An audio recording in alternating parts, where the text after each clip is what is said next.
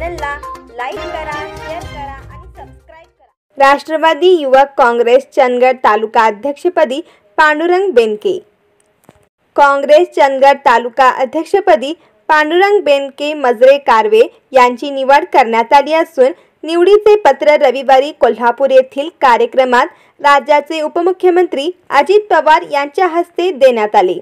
यावेळी मंत्री हसन मुश्रीफ, आमदार राजेश पाटील, जिल्हा अध्यक्ष बाबासाहेब आसुर्लेकर, नितीन दिंडे यांच्यासह राष्ट्रवादीचे पदाधिकारी उपस्थित होते। अनेक वर्षापासून मजरे कारवे तालुका चंदगड येथील माजी उपसरपंच पांडुरंग बेनके राष्ट्रवादीतून आमदार राजेश पाटील यांच्या मार्गदर्शनात कार्यरत आहेत। एक कुशल संघटक म्हणून त्यांची ओळख असून त्यांची पक्षाविषयी असणारी निष्ठा व उत्तम कार्याची दखल घेत आमदार राजेश पाटील, जिल्हा अध्यक्ष नितीन दिंडे यांनी चंदगड तालुका राष्ट्रवादी युवक तालुका अध्यक्षपदी जबाबदारी पांडुरंग बेनके यांच्याकडे दिली आहे।